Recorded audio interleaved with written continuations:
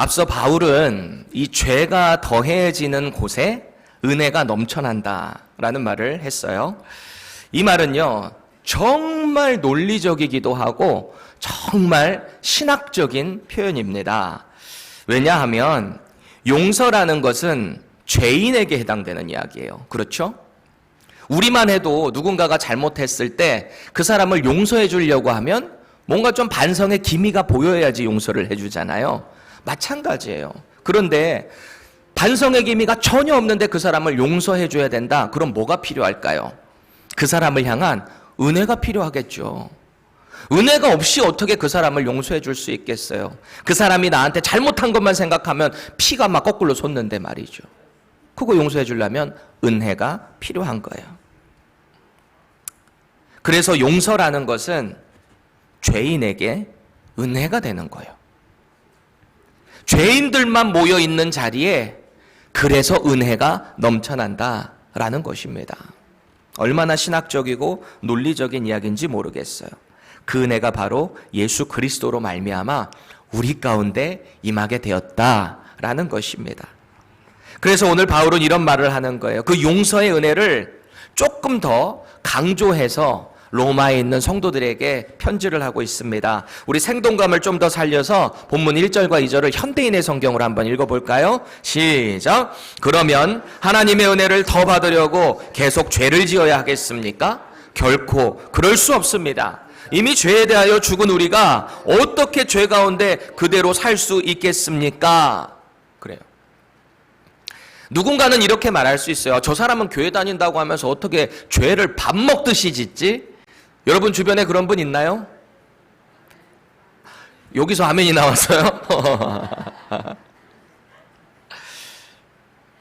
어떻게 보면 그런 사람들 때문에 세상은 계속해서 교회를 향해 비난을 하고 조롱을 하고 그러는 것 같아요. 어떤 분은 그럽니다. 저렇게 죄를 밥 먹듯이 지으면서 교회 다닌다고 뭐가 죄가 사해지나? 그렇게 교회만 다니면 천국 가나? 제가 실제로 전도를 하는데 어떤 분은 그러시더라고요. 예수님 믿으면 너무너무 행복해요. 우리가 천국의 소망을 가지고 살아갈 수 있어요. 그랬더니요. 아유, 나는 저기 교회 누구누구 다녀서 저런 교회 다닐 거면 난 그냥 지옥이나 갈래요. 이래요. 그분은 지옥이 정말 어떤 곳인지 몰라서 하는 말이겠죠. 믿음이 없으니까. 우리는 진지하게 고민해 볼 필요가 있어요. 과연 예수님을 믿는다는 사람이 아무런 죄책감 없이 죄를 계속 지을 수 있는가? 이거를 질문해 볼 필요가 있어요. 각자 자신에게 대입을 해보세요. 내가 예수님을 믿는다고 하면서 아무런 가책이 없이 죄를 지을 수 있는가? 어떤가요? 저는 불가능하다고 봐요. 왜냐하면 예수님을 믿는다라는 것은 우리 안에 거룩한 성령 하나님이 함께 하시잖아요. 그 성령 하나님이 우리 안에 거하시면서 그 전에 죄로 지었던 것들을 자꾸 우리 양심 가운데 찔리게 해주신단 말이에요. 우리가 죄를 짓게 될 때 그거 아니야. 하나님이 기뻐하시지 않아. 하나님의 거룩하신 영이라고 하잖아요. 예수 그리스도께서 우리 가운데 보내주신 거룩하신 영이잖아요. 그분이 우리 안에 거하시는데 우리가 어떻게 죄를 밥 먹듯이 지을 수 있겠습니까? 그런데 예수님을 믿는다 하면서 이 성령 하나님을 무시하면서 산다는 말 자체가 불가능한 거죠. 그러니까 그런 사람들은 둘 중 하나겠죠. 예수님을 안 믿거나 혹은 예수님을 믿는 척하고 있거나 둘 중 하나인 거예요. 제가 지금 말하고 있는 것은요, 예수님 믿고 나면 완전히 성인군자가 된다는 말이 아니에요. 예수님 믿기 전에 10가지의 죄를 지었다면 그 다음에는 8개 죄를 짓는 거예요. 그 다음에는 6개.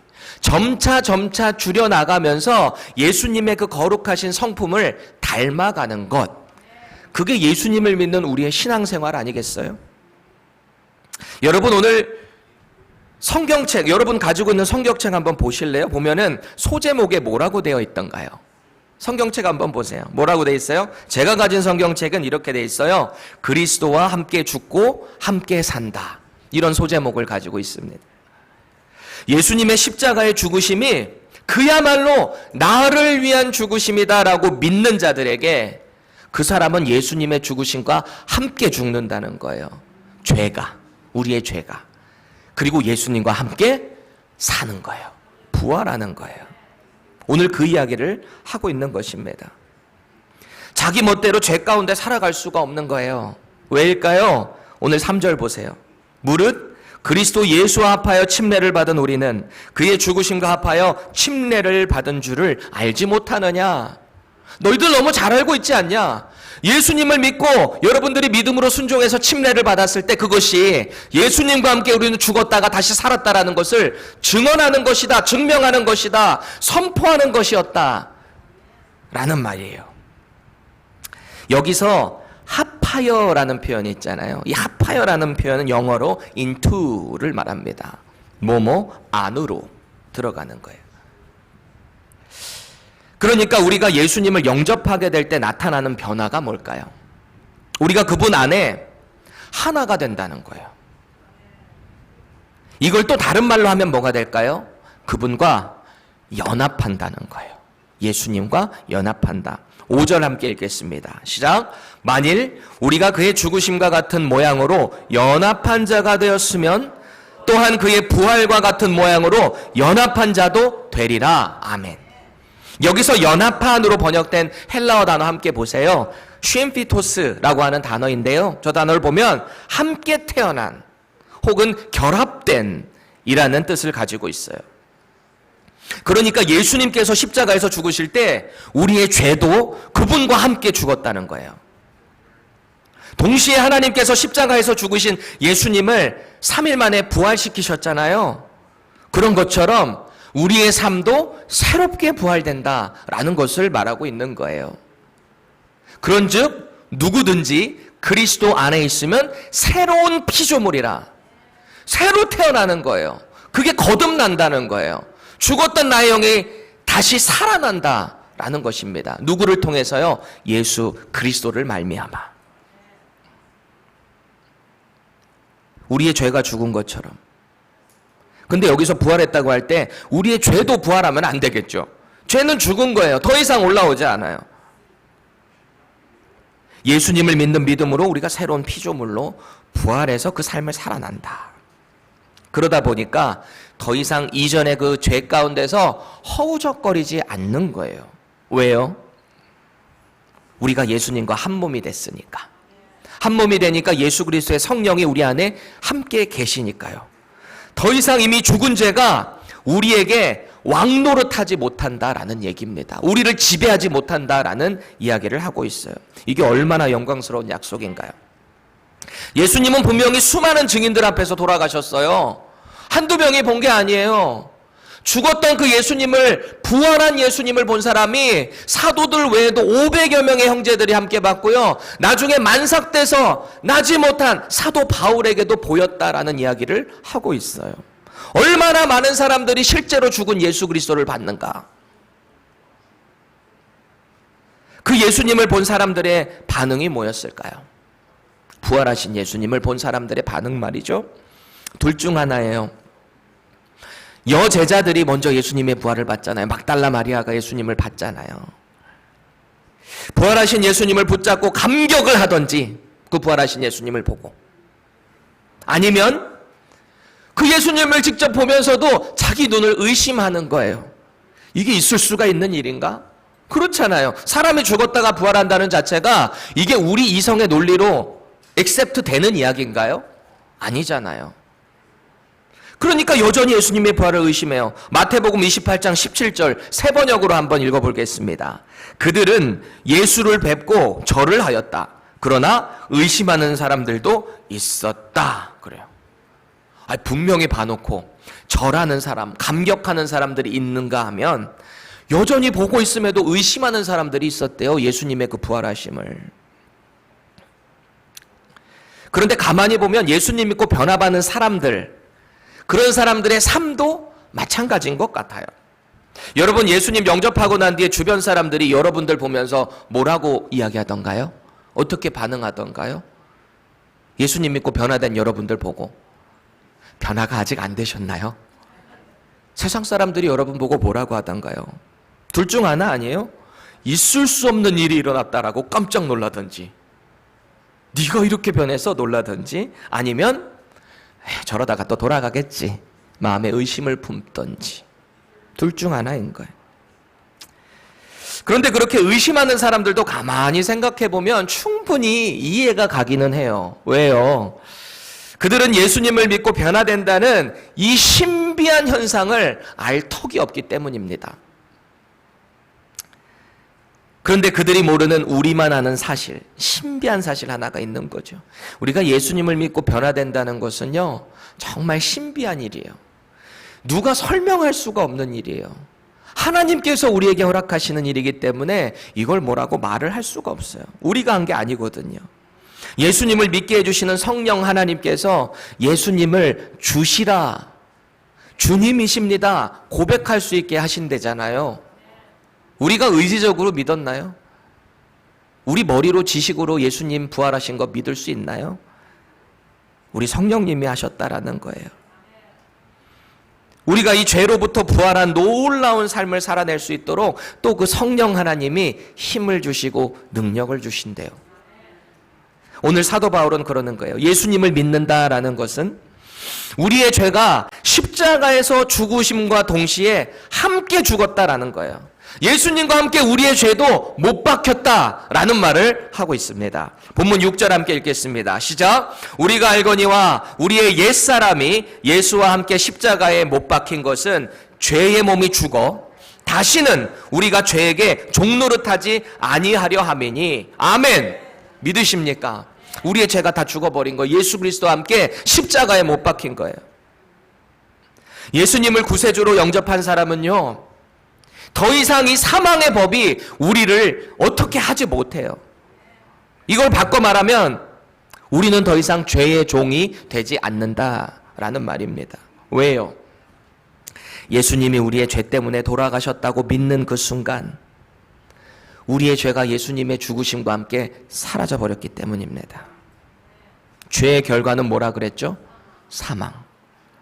하나님의 그 무서운 심판을 원래는 우리가 다 받을 수밖에 없어요. 육신이 죽을 뿐만 아니라 우리의 영혼이 영원히 꺼지지 않는 불에 들어가는 그 심판의 날에 있을 텐데 예수님의 십자가의 그 죽으심 때문에 우리가 여기서 웨이브 된 거예요.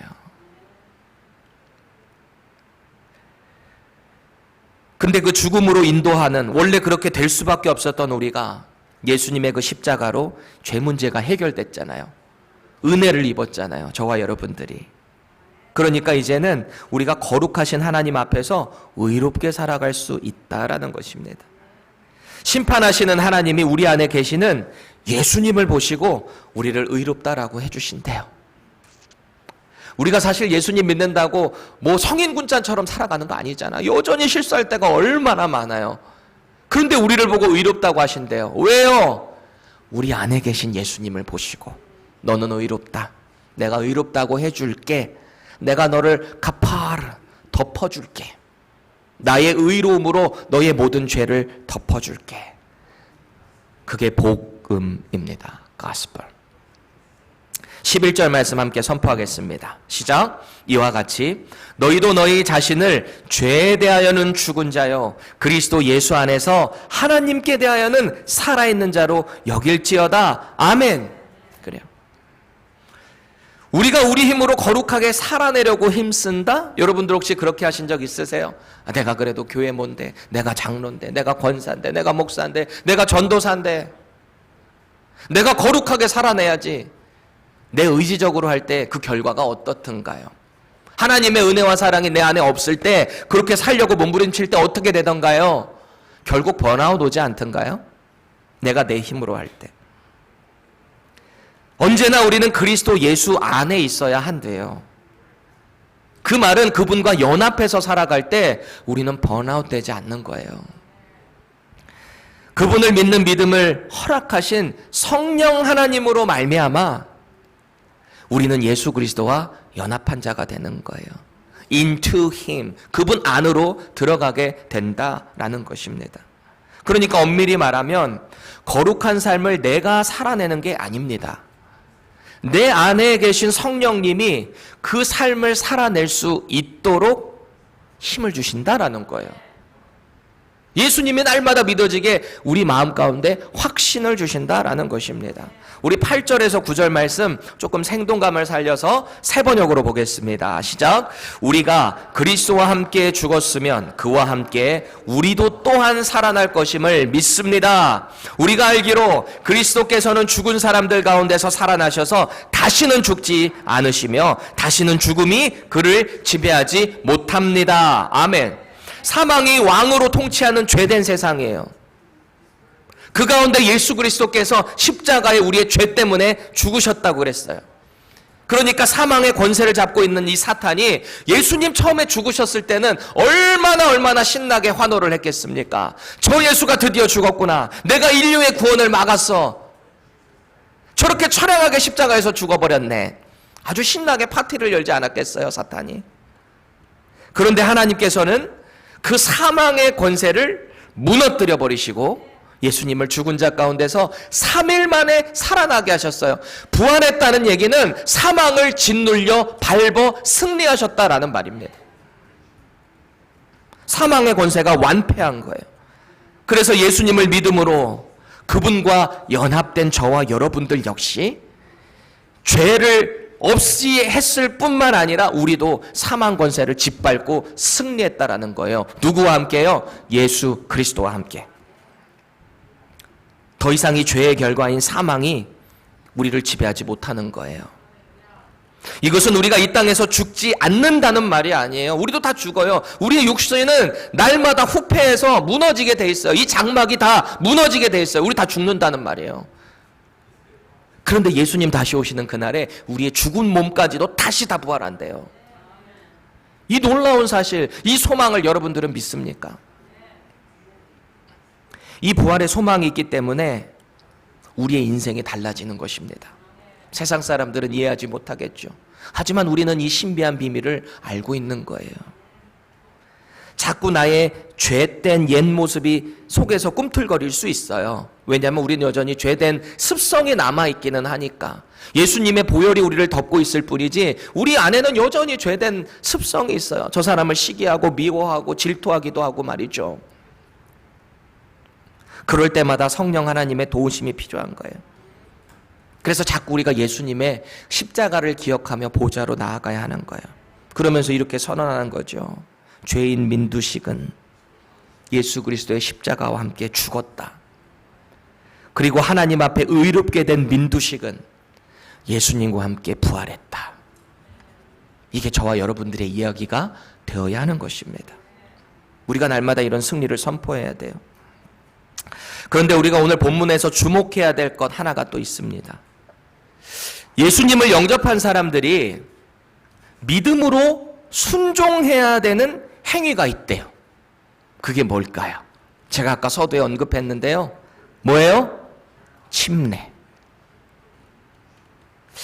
마가복음 16장에 보면 부활하신 예수님에 대한 소문을 믿지 않는 11명의 제자들이 있습니다. 그리고 주님께서 그들의 믿음 없음을 꾸짖으시는 장면이 나오는데요.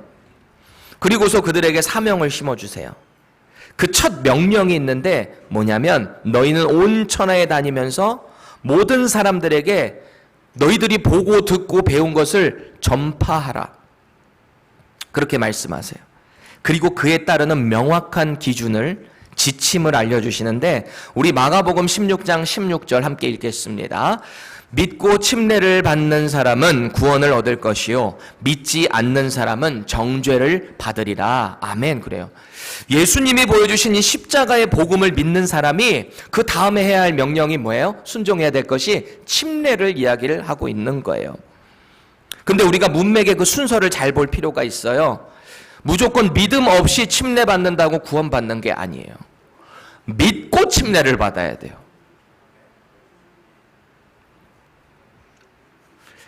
그러니까 반드시 예수님을 믿는 믿음이 있을 때에 그 구원이 가능하다라는 것이에요. 침례 자체의 능력이 있는 게 아니에요. 세례 자체의 능력이 있는 게 아니에요. 예수님을 믿는 것에 능력이 있는 거죠. 또 보세요. 마태복음 28장 19절 읽겠습니다. 시작. 그러므로 너희는 가서 모든 민족을 제자로 삼아 아버지와 아들과 성령의 이름으로 침례를 베풀고 그래요. 내가 너희들에게 분부한 모든 것 가르쳐 지키게 하라. 그 말씀하셨잖아요. 이거를 지상 대명령이라고 해요. 지상, 땅 위에 살아가는 모든 사람들이 따라야 될 가장 큰 명령, commission. 그래서 The Great Commission이라고 말하잖아요. 우리 주변에 복음을 모르는 사람들에게 찾아가라는 거예요. 그래서 그 말씀을 가르쳐서 예수님의 제자를 만들으래요. 그리고서 해야 될 일, 뭐예요? 예수님을 믿게 됐으면 해야 될 일, 침례를 베풀으라는 거잖아요. 이렇게 예수님을 영접한 사람들은 이 침례의 명령에 다 순종하는 거예요. 그래서 사도행전에 보면 예수님을 영접한 사람들이 다 하나같이 이 침례에 순종을 합니다. 스데반 집사님이 복음을 전하다가 돌에 맞아서 죽었어요. 순교했어요. 예루살렘 교회가 그 사건 이후로 엄청난 박해를 받기 시작합니다. 그래서 유대 땅에 있는 많은 사람들이 다 사마리아 지역으로 북쪽으로 다 피신 갈 수밖에 없었어요. 흩어져 버렸어요. 그때 예루살렘 7 집사님 중에 한 명이었던 필립 집사님이 사마리아 성으로 갑니다. 그래서 거기서 예수 그리스도의 복음을 전파해요. 그 복음을 통해서 하나님의 능력이 그 사마리아 땅 가운데 막 나타나기 시작하는데요. 귀신이 쫓겨나가고요. 중풍병자와 못 걷는 사람들이 치유되는 거예요. 그러니까 그 성 사람들이 그 상황을 보고 하나님께서 허락하시는 그 기적을 보고 표적을 보고 복음을 받아들이기 시작합니다.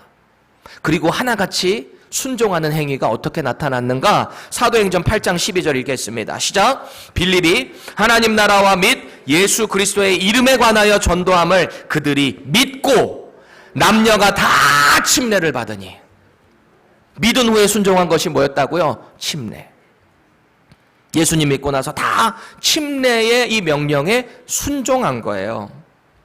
또 이방인인 에티오피아 국고를 맡았던 내시가 있어요. 우리가 내시라고 할 때 무시하면 안 돼요. 이 내시는요, 국고를 맡은 정말 장관 같은 높은 사람이에요. 이 사람이 어떤 경로를 통해서 이 예수 그리스도의 복음을 받아들였던지 이 유대의 종교를 알게 된 거죠. 그러니까 명절 때에 예루살렘에 와서 하나님을 예배했대요. 그리고 돌아가는 길에 하나님의 말씀을 파피루스 같은 것을 통해서 읽고 있었는데 마침 그 말씀이 이사야 53장의 내용이었어요. 그런데 도대체 그가 찔림으로 뭐 우리가 나음을 얻었고 뭐 이런 말씀을 보니 이게 그가 도대체 누구를 얘기하는 거냐, 이게 너무 궁금해했을 그 타이밍에 성령 하나님이 이 빌립 집사님에게 명령을 하세요. 저 사람에게 가라. 그 딱 보니까 빌립 집사님이 보니까 이 이사야 말씀을 읽고 있는데 이 빌립 집사님은 알죠. 저와 여러분들은 알잖아요. 그게 누구에 대해서 얘기하는 건지. 예수 그리스도에 대해서 얘기하는 거잖아요. 그래서 그 내시에게 다 그분이 예수님입니다. 이렇게 해서 돌아가셨습니다. 다 설명하고 복음을 전파했습니다. 그래서 그분이 복음을 받아들이게 됐어요. 그리고 사도행전 8장 36절 보세요. 이럽니다. 길 가다가 물 있는 곳에 이르러 그 내시가 말하되 보라, 물이 있으니 내가 침례를 받음에 무슨 거리낌이 있느냐. 이걸 바꿔 말하면 보세요, 물이 있네요. 나 침례 받고 싶습니다. 나 예수님 믿습니다. 믿음에 순종한 거예요.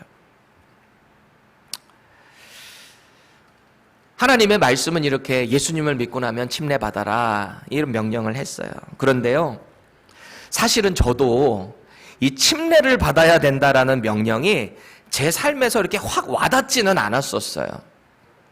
왜냐하면 저는 독실한 기독교 집안에서 태어났지만 그 당시에 제가 타교단에서 유아 세례를 받았었거든요. 타교단에서는 보통 유아 세례자들을 이게 어느 정도 이제 중학생이나 장성하게 되면 따로 세례를 또 주지는 않고 입교식을 합니다. 그래서 예수님에 대해서 설명하고 거기에 대한 믿음을 다시 확고하게 하고 이제 멤버십으로 그렇게 하는 과정이 있을 텐데요. 근데 저의 근본적인 문제는 뭐였냐면 제가 유아 세례를 받고 안 받고를 떠나서 하나님 그리고 예수님에 대한 스토리가 그저 그냥 엄마 아빠를 통해서 교회 교육을 통해서 세뇌되어 있었을 뿐이에요. 내가 진짜 예수님을 믿는 믿음이 없었어요. 제가 유아 세례를 받았음에도 불구하고. 그건 저의 개인적인 문제였던 거예요. 그런데 제가 몇 번 여러분들에게 간증했다시피 저희 아버지가 저 중학교 3학년 때 개척하셨거든요. 그러니 교회 교육이 개척한 교회에서 뭐가 그렇게 풍성할 수 있었겠어요. 그전에는 몇천 명 다니던 교회 다니다가 중3 때 아버지 혼자 서울 송파구 가락동 바로 앞에 1층 카센터 지하 2층에 저희 아버지 교회가 있는데 성도라고 해봐야 딱 3명이죠. 엄마, 형, 저 이렇게 3명. 그렇게 시작을 하셨는데 무슨 교육이 그렇게 풍성할 수가 있었겠어요.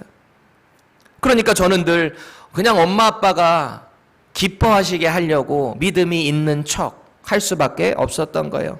그저 형식적인 종교 생활을 했습니다. 교회 안에서는 착한 아이인 것 같았지만 언제나 바깥에 나가게 되면은 고삐 풀린 망아지였거든요. 그렇게 부모님을 기쁘게 해드리려고만 교회 생활을 했었는데 제가 25이 되던 그 해 겨울에 예수님을 말씀을 통해 인격적으로 믿게 되었어요. 찬양을 통해서 이분이 정말 나를 위해서 죽으셨구나. 그게 믿어지게 됐어요. 이 사실이 얼마나 감격스럽고 감사하던지요. 그래서 제 인생이 완전히 180도 바뀌어버렸잖아요. 드디어 어렸을 때 부모님이 알던 그 하나님이 나의 하나님이 되신 거잖아요. 얼마나 감사하던지요. 뒤도 안 돌아보고 이전에 누리던 세상의 습관들 다 제거해 나가기 시작했어요. 음악하던 저의 인생을 다 내려놓고 그저 신학의 길로 가서 주의 종이 되기로 준비를 했던 거예요. 철저한 회개와 거룩한 책임감을 가지고 그 길로 들어선 거예요. 그래서 신학대학원 2학년 차가 됐어요. 전도사죠. 2007년도에 학교에서 성서지리학이라는 수업이 있었는데 거기서 이집트, 요르단, 이스라엘로 수업을 거기서 진행을 한 거예요. 한 학기 내내 거기 가면 뭘 하게 될지 배우고요. 거기서 마지막 정점 피리어드로 성지순례를 가야 A+가 나오는 거예요. 정말 비싸잖아요. 근데 그 교수님이 저 학부 때부터 정신 못 차리고 머리 이렇게 기르고 다닐 때부터 도시경제 성지순례 한번 가자 맨날 그랬거든. 근데 제가 변화받고 돌아오니까 얼마나 신나요 이분도. 그래서 요번에 꼭 같이 가자고 그러시는 거예요. 왜냐면 그분이 이스라엘에서 학위를 따신 분이니까 아주 전문가시잖아요. 근데 저도 마음에 욕심이 들더라고. 나도 저기 따라가 보고 싶다. 갔어요. 9박 11일이에요. 이틀이 비행기라서. 그런데 이집트 떨어진 그날부터였나? 그날 저녁부터 막 설사를 얼마나 하는지 물이 안 맞는 거예요. 계속 내내 돌아오는 내내. 그런데요, 제가 여러 은혜의 광경들이 있었는데 그 중에서 한 가지 꼽자면 이스라엘에 들어가서 요단강 앞에 딱 있는데 여러 무리, 성지순례 무리가 얼마나 많겠어요. 그 중에 어떤 무리 중에 한 사람이 그 요단강에서 침례를 받는 거예요. 근데 그거를 딱 보는데 제 몸에 막 전율이 돋는 거예요. 그리고 제 마음에 막 욕심이 생기는 거예요. 나는 유아 세례 받았는데, 나는 세례도 경험도 없는데, 나 나중에 저거 침례 좀 받고 싶다, 막 이런 마음이 있었어요. 그래서 제가 2011년도 8월 4일에 이 달라스로 떨어졌잖아요. 미국에 떨어져가지고 1년 지나고 그 다음부터 바로 우리 이 중부 지역, 남부 지역은 또 침례교가 강세잖아요. 침례교 무조건 간 거예요. 가서 제가 그 해에 바로 성탄절에 침례를 신청을 했어요. 침례 받고 싶다고. 전도사인데도 침례를 신청한 거예요. 지난주 성경 공부하는데 한 청년이 이거 질문하더라고요. 목사님, 왜 목사님은 성경책에 세례로 써 있는데 이거를 침례로 읽어요? 그래서 내 성경책을 이렇게 봤대요. 그러니까 분명히 세례라고 돼 있는데 왜 침례라고 읽냐 이거지. 저도 사실 똑같은 질문을 갖고 있었어요. 저도 원래 타교단 출신이었잖아요. 보세요. 먼저 세례의 한자어는요, 씻을 세의 예도를 씁니다. 물론 이게 죄가 씻겨지는 그림으로도 의미를 볼 수는 있는데 사실 실제로 세례식을 하는 그 행위를 보면 스프링클이에요. 물을 뿌리잖아요. 이렇게 뿌리는 형식이죠. 반면에 오늘 본문에도 나오는 이 침례, 세례로 번역된 이 헬라어 단어를 보면요, 베프티조라고 하는 단어인데요. 이 뜻은 반복해서 담그다 혹은 잠기다라는 뜻을 갖고 있어요. immersion이에요. immersion baptism이에요. 물로 푹 들어가는 거예요. 그러니까 이 침례라는 한자 뜻이 잠길 침자에 예도례가 되니까 원어에 더 가까운 한자어로 얘기를 하자면 침례가 맞는 거죠. 그러니까 침례교도들은 이 말씀에 막 목숨 거는 사람들이잖아요. 우리 신앙의 자유를 막 거부하거나 그런 막 목숨 거는 사람들이니까 우리 한국에 있는 침례교도들도 이거는 세례가 아니다 침례다 이렇게 읽기 시작한 거예요. 그러니까 의도적으로 저도 그게 처음에 너무 신기하더라고. 세례로 되는데 저걸 어떻게 automatically filtering해서 침례로 읽지? 저도 처음에 전도사 할 때는 침례교회 다닐 때 실수로 세례라고 읽으면 괜히 이렇게 눈치 보이는 거예요. 다 침례라고 읽으니까. 근데 여러분들 자유하세요. 너무 막 이렇게 죄책감 가질 필요 없어요. 가끔 세례라고 읽으면 그럴 수 있어요. 괜찮아요. 뭐 꼭 그게 틀렸다라는 말보다 원어적으로 보면 그렇다라는 것을 이해하시면 돼요. 성경의 본래 뜻을 존중하려는 침례 교도들의 신앙이다. 이 정도로 알면 좋겠어요. 그런데 우리가 이거를 알아볼 필요가 있는 거지. 그렇다면 왜 예수님께서는 이 침례를 명령하셨는가? 왜 침례 받으라고 하셨는가? 이걸 우리가 알 필요가 있잖아요. 뭐 우리 수고스러워라고 일부러 뭐 푹 젖고 하면 여자들은 또 머리 말려야 되고, 여자들 원래 시간 더 걸려요. 머리 또 침례하고 나면 또 예배로 바로 들어와야 되는데 머리 말려야 되잖아요. 왜 명령하셨을까 말이죠. 침례의 행위를 가만히 보면요, 그 순서와 의미를 가만히 보면 구원에 대한 그림 언어예요. 침례가. 내가 예수님을 믿으면 어떻게 살아가야 되는가를 이 침례를 통해서 우리가 온몸으로 알아가게 되는 거예요. 여러분, 물에 잠겨서 살 수 있는 사람 있을까요? 아가미가 달리지 않은 이상은 다 죽잖아요. 그래서 어떤 분은 침례를 받는데 물속에 여기 이제 우리 침례탕인데 거의 다 고쳤거든요. 이제 조금만 정비해가지고 하면 되는데 물에 푹 들어가면은 이게 무서워하는 분들이 있어요. 침례 받는 중에. 그러니까 분명히 교육을 받았음에도 불구하고 당일이 딱 돼서 넘어가야 되는데 안 넘어가는 거예요. 그러면 목사님이 어떻게 해야 돼? 이 침례를 해야 되는데. 그러면 밧다리를 딱 걸어야 되는 거지. 지금 물로 푹 들어가는 거예요. 그게 뭘 의미하는 거예요? 물에 푹 들어갈 때 나는 죽었다라는 거죠. 그리고 다시 살려내는 거, 부활을 의미하는 거예요. 아무튼 제가 이 이스라엘에 갔을 때 그 요단강에서 침례받는 사람 보니까 너무 감동적이고 부러운 거예요. 그래서 예수님도 갈릴리에서 내려오셔가지고 이 요단강에서 침례 요한한테 침례 받으셨잖아요. 그래서 나 너무 하고 싶었어요. 그래서 어쨌든 아까 말씀드린 대로 그 교회 가자마자, 침례교회 가자마자 신청했어요. 그리고 제 마음에는 큰 기도 제목이 하나 있었습니다. 한 달 침례를 앞두고 계속 그날부터 기도한 제목이, 제 아내도 유아세례자 출신이었거든요. 장로교회 목사님 이제 딸이었으니까. 그래서 우리 둘이 같이 신청을 한 거예요. 그리고 나서 같이 이 기도를 했어요. 이미 우리는 구원을 받았어요. 예수님을 믿고 받았어요. 세례를 받던 침례를 받던 이미 우리는 구원받은 상태에서 한 거예요. 그런데 우리가 마음에 이 기도를 했으면 좋겠다. 나를 처음에 구원해 주셨던 그 은혜를 다시 회복했으면 좋겠다라는 기도를 한 달 동안 했어요.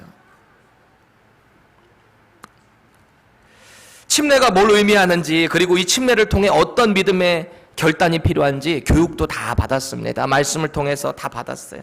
결국 침례 받는 날이 되었습니다. 예배 시작 전에 침례를 지켜보는 많은 회중들 앞에서 담임 목사님이 침례를 집례하는 거예요. 그때 제가 섬겼던 교회가 이제 크니까 이렇게 위에 있어요. 침례탕이 위에 쫙 있어가지고 이 스크린 도어가 쫙 스크린이 올라가요. PPT 보는 스크린 쫙 올라가면 그 뒤에 침례탕입니다. 그럼 우리는 다 미리 준비하고 있다가 여기 담임 목사님 서고 제가 여기 있어요. 침례복을 딱 입고. 그럼 많은 성도들이 그 앞에서 다 보고 있는 거죠. 증인으로. 목사님이 이런 질문을 합니다. 이미 다 교육은 받았어요. 근데 모든 증인들 앞에서 질문을 하는 거예요. 민두식 형제는 예수 그리스도께서 민두식 형제의 죄 때문에 십자가에서 죽으셨음을 믿으십니까? 아멘! 크게 하는 거예요. 민두식 형제는 예수님께서 죽으신 지 사흘 만에 사망 권세를 이기시고 부활하신 것을 믿으십니까? 아멘! 하는 거예요. 그리고 마지막으로 민두식 형제는 지금 죽어도 천국에 이를 것을 믿으십니까? 아멘! 했어요. 그리고 나서 목사님이 집례를 시작하는 거예요. 민두식 형제는 예수 그리스도와 함께 죽었다가 물로 푹 들어가는 거예요. 그 예수님의 죽으심이 내 삶에서 완전히 경험되는 거예요. 그리고 나를 일으켜 세워주실 때 민두식 형제는 예수님과 함께 부활했습니다. 온 회중이 크게 박수를 쳐줘요. 전국에서 아주 그 일 가운데 잔치가 열렸을 거 아니에요. 저는 이미 구원 받았어요. 그런데 제가 한 달 동안 기도했던 그 은혜가 그 순간에 저에게 마음껏 부어지는데, 지금 왜 눈물이 나는지 그때가 생각이 나는 거예요. 저 계속 울었어요. 내내 울었어요. 예배 내내 울었어요. 너무너무 감사해서. 예수님을 믿은 후에 이 침례에 순종하게 될 때 주시는 은혜가 그런 거예요. 그런 거예요. 이제 거의 다 고쳐졌으니까요. 지금 8월 마지막 주에 침례할 예정입니다. 침례를 못 받았거나 혹은 세례를 받으셨는데 침례를 꼭 경험해보고 싶으신 분들 저한테 개인적으로 말씀하시면 저희가 자 어렌지에서 마지막 주에 할 거예요. 여러분, 우리는 예수님과 함께 죽고 예수님과 함께 부활한 사람들이에요. 한마디로 더 이상 죄된 우리의 옛 습성대로 우리는 더 이상 살아갈 수 없는 사람들입니다. 부활한 새 사람으로 살아가는 거예요. 누구와 함께요? 예수 그리스도와 함께. 우리의 죄에 대하여서 죽은 다음에는, 저 질문 다음에 여러분들의 답변은 무엇입니까? 우리 삶 가운데 그리스도와 함께 부활하신 그 모습을 증명해내야 하는 거예요. 이게 뭔가 추상적으로 들릴 수 있겠지만 쉽게 말하면 이거예요. 예수님 믿고 그분과 연합한 사람은요, 더 이상 이전에 즐기던 죄된 그 삶을 더 이상 살지 않아요. 그 죄의 통치를 받지 않아요. 마치 우리가 죽음에서 부활한 것처럼 전혀 새로운 삶의 모습으로 거듭난다, 새롭게 태어난다라는 것입니다. 그러다 보니까 우리 주변 사람들이 우리를 보게 될 때 고민을 하는 거예요. 도대체 저 사람은 뭐 그게 형편이 달라진 것도 없는데 뭐가 저렇게 즐거울까? 질문을 하는 거예요. 저 사람은 예전에 아주 욕을 입에 달고 살더니 교회 나가면서부터 욕도 안 하네. 저 사람은 예전에 술, 담배 쩔어 살더니 요새는 그런 것도 안 하네. 저 사람 예전에는 괜히 자꾸 다른 사람 오해하고 누명 씌우고 못된 짓만 골라서 하더니 이제는 안 그러네. 저 사람 예전에는 자기밖에 몰랐는데 이제는 다른 사람 도와주고 배려할 줄도 아네. 저 인생에 도대체 무슨 일이 있었던 거지? 우리가 이런 질문 좀 들어봐야 되지 않겠습니까? 우리의 삶을 통해서. 사도 베드로는 복음으로 믿음의 삶을 걸어가는 자들을 향해 이렇게 도전합니다. 우리 함께 읽겠습니다. 베드로전서 3장 15절 16절입니다. 너희 마음에 그리스도를 주로 삼아 거룩하게 하고 너희 속에 있는 소망에 관한 이유를 묻는 자에게는 대답할 것을 항상 준비하되 온유와 두려움으로 하고 선한 양심을 가지라. 이는 그리스도 안에 있는 너희의 선행을 욕하는 자들로 그 비방하는 일에 부끄러움을 당하게 하려 함이라. 아멘. 하나님께서는 예수 그리스도를 십자가에 내어주셨어요. 왜 그러셨을까요? 하나님이 우리를 얼마나 사랑하시는지 그 사랑을 우리에게 확증해 주시려고. 확증. 시니스타오. 입증하는 거예요. prove하는 거예요. demonstration. 행동을 통해서 나타내 주신 거예요. 그게 바로 하나님의 사랑이었다는 거잖아요. 그렇다면 이제 그 하나님의 사랑을 마음껏 받은 저와 여러분들은 우리 삶의 모습을 통해서 그 예수님의 죽으심과 부활하심을 어떻게 증명해내시겠습니까? 그저 교회만 나와서 나만 혼자 기쁘고 나만 혼자 예배드리는 것으로 과연 증명해낼 수 있을까요? 세상 가운데 그 하나님의 사랑 어떻게 확증해내시겠습니까? 우리 한번 따라해 보실까요? 자기 이름 넣어서 함께 믿음으로 선포해 볼게요. 나 민두식은 죄에 대하여 예수 그리스도와 함께 십자가에서 죽었다. 나 민두식은 예수 그리스도 부활과 함께 전혀 다른 새로운 피조물로 부활했다. 이 믿음의 선포가 저와 여러분들의 것이 되기를 예수님의 이름으로 축원합니다. 아멘.